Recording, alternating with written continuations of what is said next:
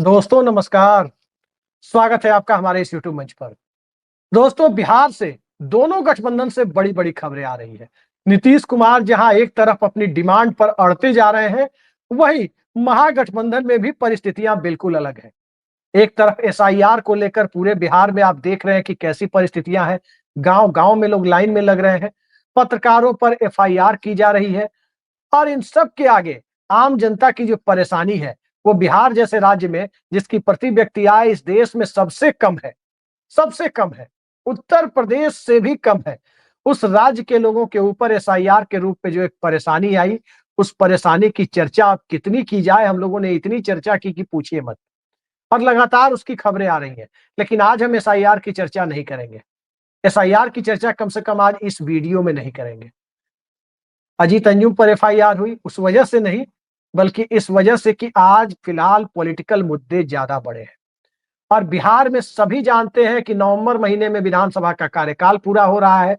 नवंबर के महीने में नई विधानसभा को गठित कर देना है। पिछली बार 10 नवंबर तक चुनाव प्रक्रिया बिहार में संपन्न कर ली गई थी और बिहार का स्पष्ट जनादेश 10 नवंबर की वोटों की काउंटिंग के बाद सबके सामने आ गया था।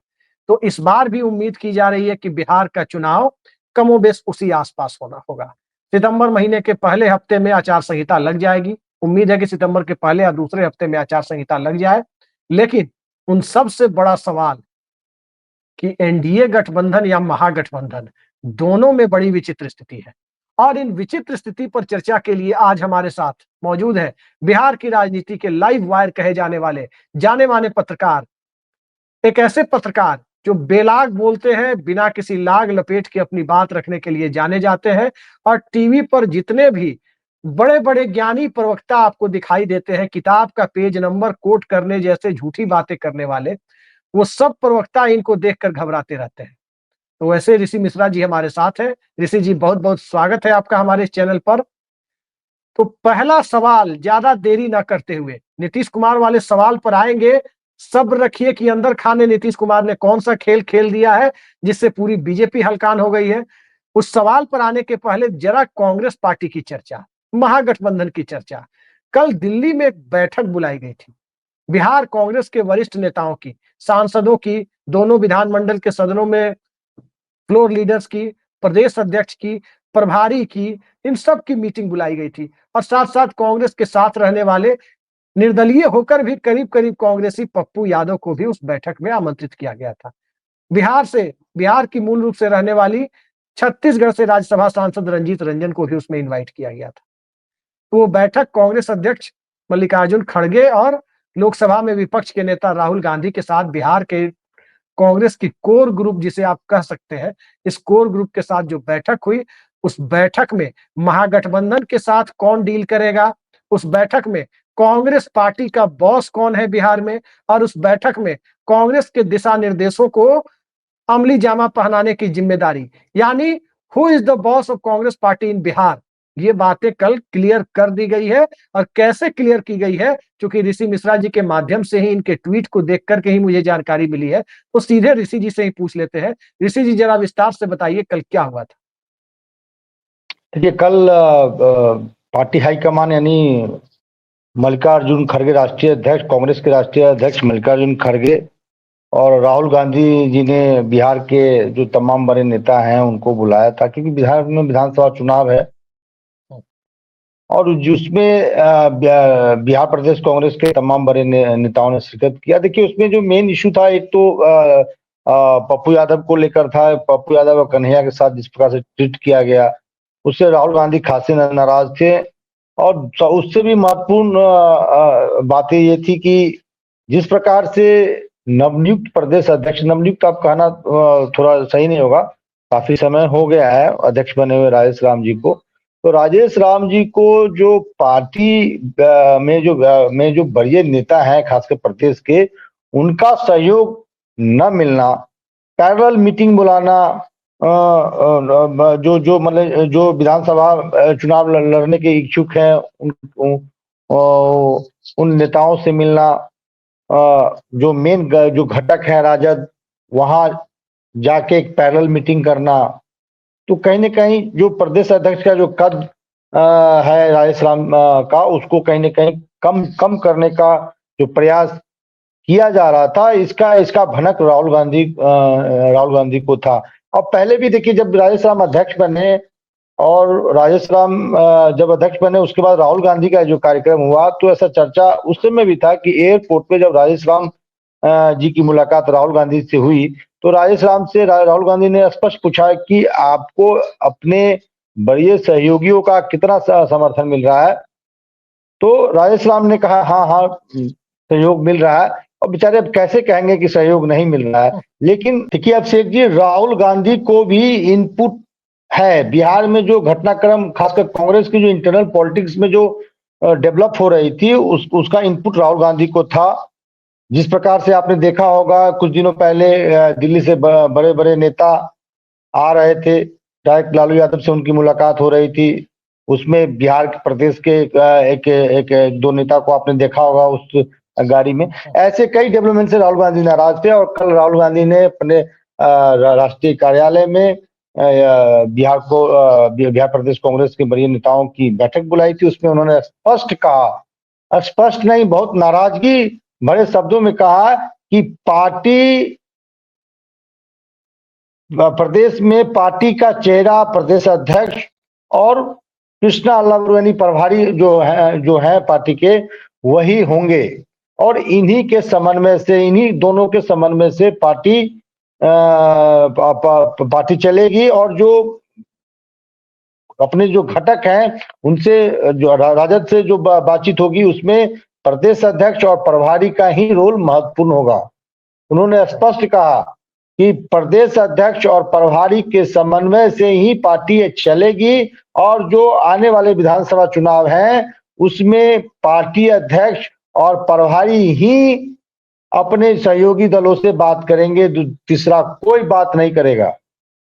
तो ये स्पष्ट है, और कहीं ना कहीं ताकत देने का काम राहुल गांधी ने किया है प्रदेश अध्यक्ष को। क्योंकि आप जानते हैं अभिषेक जी, प्रदेश अध्यक्ष को जो सहयोग अपने साथियों से मिलना चाहिए था, उन लोगों से नहीं मिल रहा। दूसरी डेवलपमेंट मैं आपको बताऊं, कई ऐसे नेता बिहार प्रदेश कांग्रेस में हैं जो राजेश राम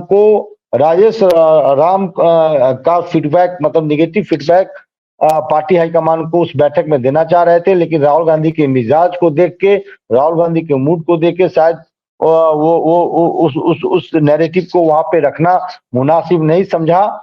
लेकिन मेरे पास जो खबर है कि एक सांसद जो बिहार से आते हैं, दलित समाज से हैं, उनको राजेश राम के स्थान पे रिप्लेस करने का प्रयास किया जा रहा था। और इसके पीछे एक पर्दे के पीछे खेल भी चल रही थी। लेकिन राहुल गांधी का जो मूड रहा, और राहुल गांधी का जिस प्रकार से सपोर्ट प्रदेश अध्यक्ष राजेश राम और प्रभारी को मिल रहा है, उससे कई नेता जो एक प्लान बना के गए थे दिल्ली की, इस प्रकार का एक प्लेटफॉर्म तैयार किया जाएगा, वो प्लेटफॉर्म धरे के धरे रह गए। जी नहीं तो ऋषि जी, एक बात इसमें आप साफ साफ बताइए, संक्षेप में बताइए कि सीनियर्स के लिए क्या संदेश था राहुल गांधी का? जो सीनियर नेता है, क्या संदेश दिया प्रदेश आला कमान के? प्रदेश में जो आला कमान है वो तो आपने बता दिया कि राजेश राम प्रदेश अध्यक्ष और प्रदेश प्रभारी कृष्णा लावरू, यही आला कमान है और यही बिहार कांग्रेस के बॉस है। आपकी बातों से तो यही साबित हो रहा है।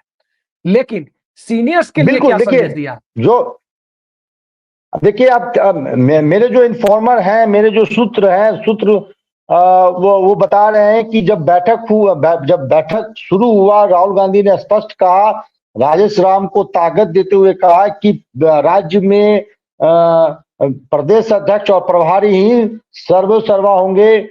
इन्हीं दोनों के समन्वय से पार्टी चलेगी, और आगामी विधानसभा चुनाव में राजद से या सहयोगी घटकों से कोई दो व्यक्ति बात करेंगे, तो एक तो प्रदेश अध्यक्ष है, दूसरा प्रभारी है। यानी तीसरा कोई ऐसा व्यक्ति नहीं है कि जो अपने मन से किसी भी घटक के नेता से मुलाकात करे या पार्टी की तरफ से कोई फीडबैक रखे, तब जब तक पार्टी हाईकमान की तरफ से कोई निर्देश नहीं मिलता है। राजेश राम के कद को छाटा जा रहा था, राजेश राम के कद को लेकर नैरेटिव बनाया जा रहा था। आपने देखा होगा, कई ऐसे पत्रकारों को लगाया गया है, ऐसे कई यूट्यूबरों को लगाया गया है, जिसमें राजेश राम को कठपुतली प्रदेश अध्यक्ष के रूप में बताया जा रहा है कि राजेश राम में वो दम नहीं है। भाई, जो दो टर्म से विधायक है, जो लोग दावा करते हैं कि उनमें दम नहीं है, तो कई ऐसे नेता हैं बिहार प्रदेश कांग्रेस के जो तथाकथित अपने आप को बड़े नेता मानते हैं। आप बता दीजिए एक दशक से कोई चुनाव जीता हो? वो ठीक है, तो ऐसे लेकिन आपने मेरे सवाल ऐसे का स्थिति जवाब नहीं में दिया। जी, सवाल यह आपका है कि सवाल क्या था? सीनियर्स के लिए, बिहार कांग्रेस के सीनियर्स के लिए, बड़े नेताओं के लिए राहुल गांधी का संदेश क्या था? देखिए, मैंने स्पष्ट कह दिया, स्पष्ट संदेश है कि राजेश राम ही सर्वे सर्वा है। इन्हीं के चेहरे को आगे करके पार्टी बिहार में विधानसभा चुनाव लड़ेगी। और देखिए देखिए यदि पत्रकारों के भाषा में कहें तो टिकट डिस्ट्रीब्यूशन में एक तरह से राजेश राम और प्रभारी को कृष्णा लवरू को पार्टी हाईकमान ने फ्री हैंड दे दिया है कि आप अपने हिसाब से, समीकरण के हिसाब से उम्मीदवारों का चयन करें, और उसमें कोई पार्टी के तीसरे नेता जो है हस्तक्षेप नहीं करेंगे। जरूरत पड़ेगा पार्टी हाईकमान के निर्देश मिलेंगे तभी कोई नेता जाके कोई बातचीत करेगी, नहीं प्रदेश अध्यक्ष और प्रभारी ही सर्वसर्वा होंगे। जी, मतलब आपने जो कहा वो मैं इतना समझ पाया कि सीनियर्स को कहा गया कि आपको इसी टीम के साथ कोऑपरेट करना है, इन्हीं के साथ आप सहयोगात्मक देखिए, रवैया अपना के काम करना है, और देखिए तेजस्वी 2 यादव सेकंड और लेंगे। लालू यादव के साथ बातचीत भी यही दोनों करेंगे। आपने ये बात कही जितना मैं समझ पाया। जी, देखिए, कई ऐसे प्रोपेगेंडा चला जाते हैं कि ये नेता लालू यादव के करीबी हैं, वो नेता लालू तेजस्वी के करीबी है, ये लेफ्ट के करीबी है। पार्टी हाईकमान का स्पष्ट निर्देश है कि प्रदेश अध्यक्ष के ही सर्वसर्वा होंगे, और उनके सहयोग के लिए प्रभारी को लगाया गया कृष्णा लवरू, और कृष्णा लवरू बहुत बेहतरीन काम कर रहे हैं। मैं आपको एक और फीडबैक दे दूं, कृष्णा लवरू पर्सनली हर एक विधानसभा क्षेत्र का सामाजिक समीकरण देख रहे हैं, उम्मीदवारों को टटोल रहे हैं, कौन से उम्मीदवार को वहां लगाया जाए जहां कांग्रेस को सीटें मिलेगी, जो कड़ी टक्कर, हार जीत का तो कोई मैं कहा नहीं जा सकता है, लेकिन कड़ी टक्कर लड़ाई में बने रहें और कड़ी टक्कर अपने अपोजिशन को दें। तो प्रभारी और प्रदेश अध्यक्ष बिल्कुल हर एक विधानसभा का तो खुद से सर्वे ले रहे हैं, फीडबैक कर रहे हैं, फीडबैक ले रहे हैं, और ऐसी स्थिति में बिल्कुल राहुल गांधी ने सही किया है। देखिए, गुट ऐसे ऐसे में यदि पार्टी हाईकमान की तरफ से निर्देश नहीं मिलता है अभिषेक जी, तो पार्टी में गुटबाजी होती है, कई ऐसे गुट बन जाते हैं, और देखिएगा ऐसे ऐसे नेताओं के यहाँ दरबार लगने लगते हैं कि भाई टिकट यहीं से बट रहा है, उससे पार्टी के जो डिसिप्लिन है उसको धक्का लगता है। तो फिर प्रदेश अध्यक्ष क्यों है, प्रभारी क्यों है? तो भाई वो जिस नेता के यहाँ दरबार लग रहा है उसी के दिशा निर्देश पे या उसी के सलाह पे टिकट पार्टी को बांटना चाहिए।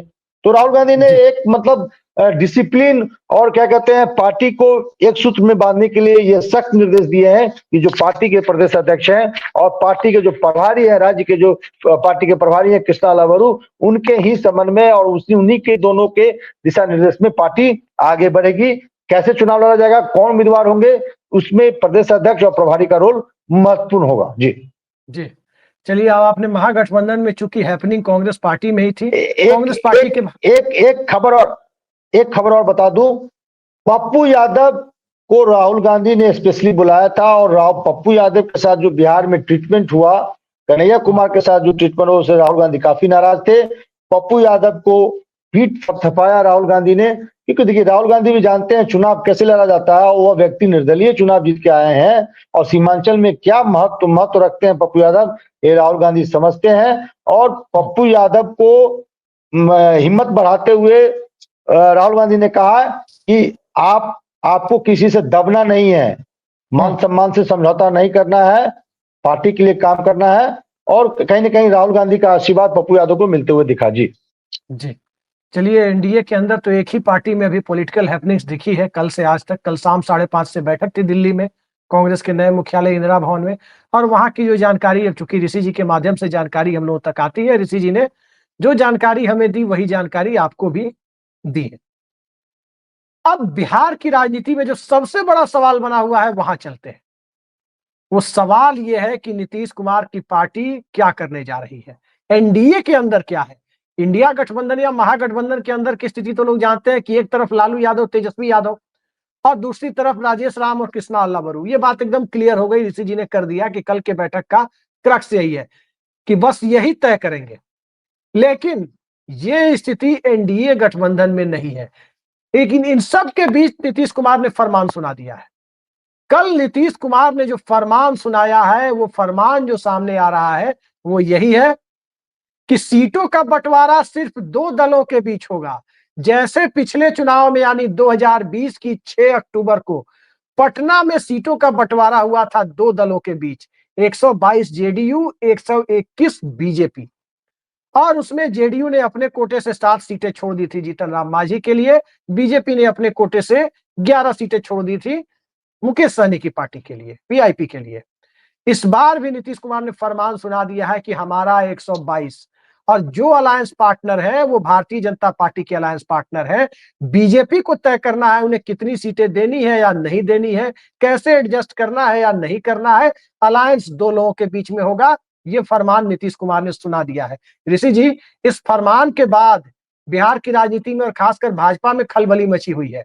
लोक जनशक्ति पार्टी के नेताओं के और चिराग पासवान के जीजा अरुण भारती के ट्वीट आप देख रहे हैं कि किस तरह से आ रहे हैं, किसे धृतराष्ट्र, किसे शकुनी, किसे गांधारी और किसे भीष्म कह रहे हैं।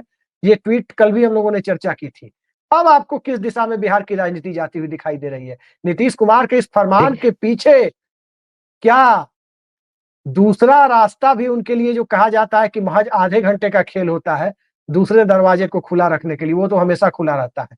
क्या ये बैकिंग के पीछे जो कॉन्फिडेंस है, वो कॉन्फिडेंस कहीं वहीं से तो नहीं आ रहा है? पूरा माजरा जरा बताइए। बिल्कुल बिल्कुल, देखिए नीतीश कुमार के पास ऑप्शन है। नीतीश कुमार आज भी बिहार की राजनीति में प्रासंगिकता रखते हैं और जिधर जाएंगे उनका पलड़ा भारी होगा।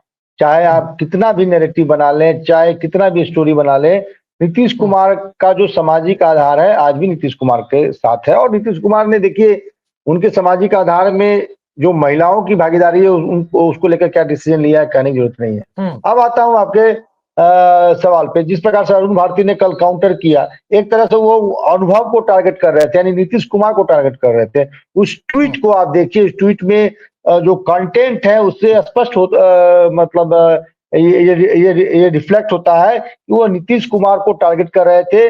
नए युवा यानी युवा पीढ़ी को मतलब आगे करने की वो बात कर रहे थे, मतलब चिराग पासवान को आगे बढ़ाने की बात कर रहे थे। और आज जो है जेडीयू के जो मुख्य प्रवक्ता है, एमएलसी हैं, नीरज कुमार जो है, उन्होंने जो काउंटर में कहा है कि अभिमन्यु की किस प्रकार से वीर गति, अभिमन्यु को किस प्रकार से वीर गति प्राप्त हुए। बनना है तो अर्जुन की तरह बनो, सीखना है तो अर्जुन की तरह बनो। तो ये जो वाद विवाद और काउंटर, एक ट्वीट आता है लोजपा की तरफ से, फिर जेडीयू काउंटर करती है। देखिए इस डेवलपमेंट से नीतीश कुमार खासे नाराज है और नीतीश कुमार के शुरू से स्टैंड रहा है। मैंने 2 महीना पहले भी एक स्टोरी आपके साथ किया था जिसमें उस एयरपोर्ट पे जो बैठक क्या है, मुलाकात हुई थी लोजपा के एक बड़े नेता और जेडीयू के एक बड़े मंत्री से जो मुलाकात हुई, तो उसमें उस समय भी यह स्पष्ट कर दिया गया था कि जेडीयू का गठबंधन बीजेपी से है, लोजपा से नहीं है, न उपेंद्र कुशवाहा से है, न जीतनराम मांझी से है। तो आपको बात करनी है तो बीजेपी से करे, जेडीयू आपसे कोई बात नहीं करेगी।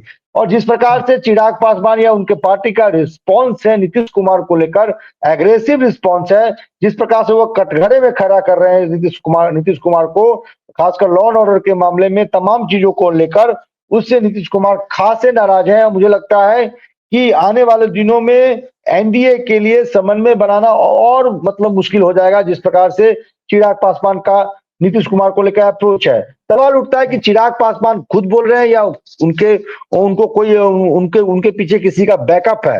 मेरा सवाल बीजेपी को लेकर है, क्या बीजेपी का मौन समर्थन है? क्योंकि देखिए चिराग पासवान जिस प्रकार से अटैक कर रहे हैं, न बीजेपी के कोई नेता इसको लेकर रिस्पॉन्स कर रही है, न अन्य घटक। जीतनराम मांझी को छोड़ दें, जीतनराम मांझी चिराग पासवान का क्या रिलेशन है कहा नहीं जा सकता है। आपके सवाल का जवाब ये है कि नीतीश कुमार ने स्पष्ट पहले भी कहा था और आज भी नीतीश कुमार ने एक तरह से स्टैंड क्लियर कर दिया है कि जेडीयू का गठबंधन बीजेपी से है, जेडीयू बीजेपी के बीच में सीटों का बंटवारा होगा और बीजेपी के खाते में जो संख्या जाएगी उसका किस प्रकार से बीजेपी डिस्ट्रीब्यूट करती है अपने एलाइड पार्टनर के साथ, ये बीजेपी का मामला, इससे जेडीयू का कोई लेना देना नहीं है। लेकिन सवाल ये उठता है कि आप गठबंधन में भी रहेंगे, सरकार का आलोचना भी करेंगे, नीतीश कुमार का को टारगेट भी करेंगे। ऑपरेशन जो 2020 में जो ऑपरेशन चिराग चलाए थे, उससे भी बढ़कर मुझे लगता है कि चिराग पासवान एक तरह से एग्रेसिव है नीतीश कुमार के प्रति। नीतीश कुमार किस प्रकार से लेते हैं, देखिए आप, बयानों का दौर शुरू हो गया है। नीतीश कुमार ने कहीं ना कहीं अरुण भारती के ट्वीट का करारा जवाब दिया है कि एक तरह से वो अभिमन्यु चिराग पासवान को इंडिकेट कर रहे थे। तो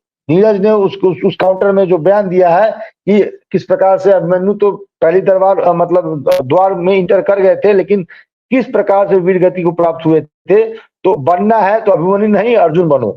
तो ये समझ सकते हैं कि दोनों पार्टियों में किस प्रकार से रिफ्ट है। बीजेपी कैसे हैंडल करती है, ये देखने वाली बात होगी। जी कैसे हैंडल करती है वो देखने वाली बात होगी। लेकिन एक बड़ा सवाल ऋषि जी इसके बीच में आता है कि आखिर नीतीश कुमार को जो ये कॉन्फिडेंस आया, नीतीश कुमार जो ये कर रहे हैं कि एनडीए में भाई हमारी सीटें तो पिछली बार 122 थी, बीजेपी अपने अलायंस को बढ़ाती चली गई तो बीजेपी जाने।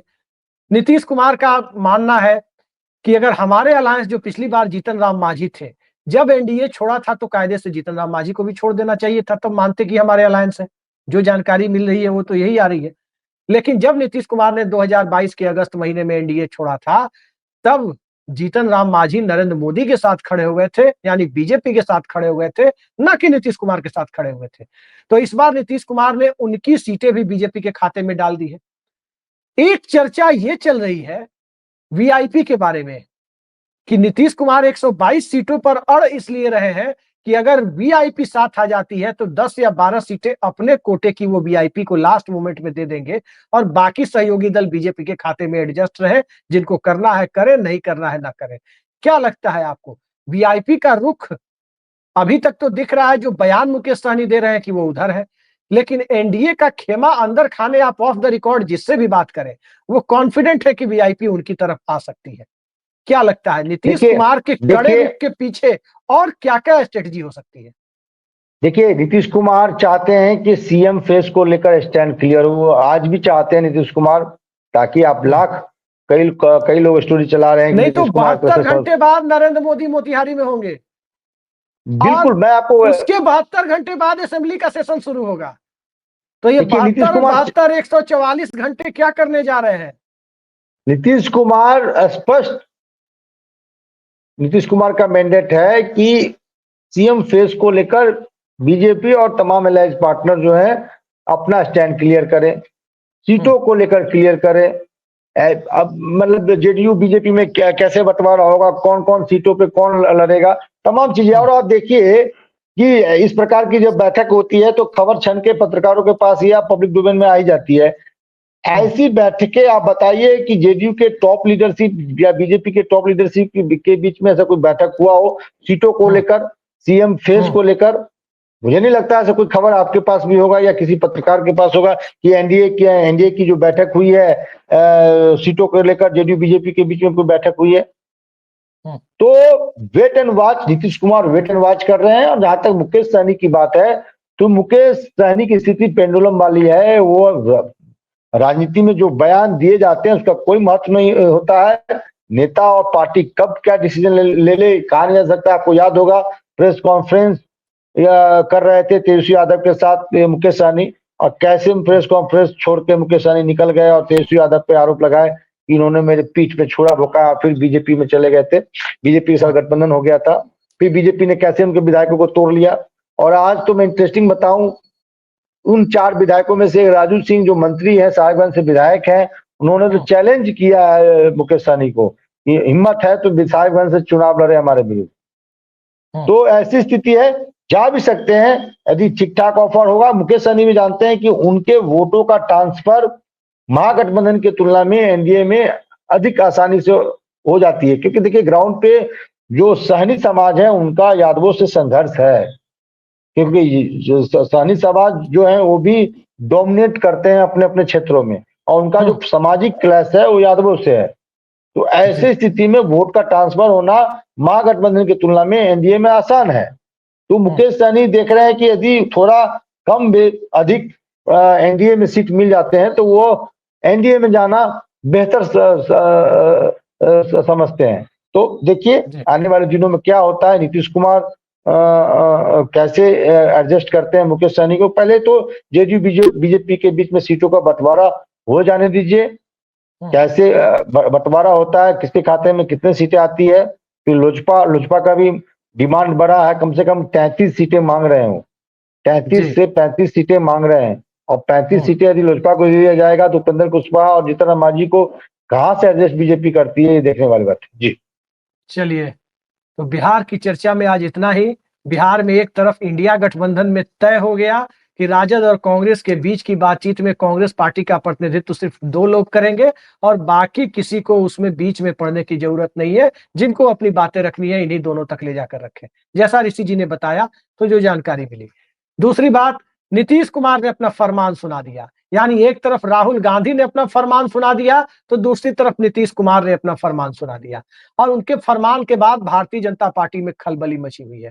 खलबली का कारण यह भी है क्योंकि प्रशांत किशोर की पार्टी जो वोट खुरच रही है, जितनी भी सीटों पर वो मजबूती से आगे बढ़ रही है, वो खासकर भारतीय जनता पार्टी के कोर वोट बैंक के हिस्से में अपनी हिस्सेदारी जताते हुए आगे बढ़ रही है। और जब वो वहां से हिस्सेदारी जताते हुए आगे बढ़ रही है, तो चर्चाओं का बाजार गर्म है कि कहीं बिहार में रिवर्स चिराग मॉडल तो नहीं चल रहा है और कहीं एक बड़ा पत्ता तो नहीं खेल दिया गया है। खैर, पत्ते खेलने और पत्ते फेंकने के दौर में सियासत जो उलझती रही थी, वो इंडिया गठबंधन में तो थोड़ी सुलझी है। एनडीए गठबंधन में नीतीश कुमार के रुख के पास या तो बीजेपी साष्टांग दंडवत होगी, या नीतीश कुमार दंडवत नहीं करा पाए तो उसके बाद नीतीश कुमार का रास्ता कोई दूसरा होगा। क्या होगा वक्त बताएगा, लेकिन संक्षेप में ऋषि जी कुछ कह रहे थे, आप बताइए। मैं माफी चाहूंगा, प्रोग्राम प्रोग्राम अपनी मतलब अंतिम दौर में जी है। लेकिन एक इंटरेस्टिंग बात देखिए, उस मीटिंग का फोटो यदि आपके पास हो, या मैं आपके पास नहीं है तो मैं भेज दूंगा, मेरे पास है वो फोटो।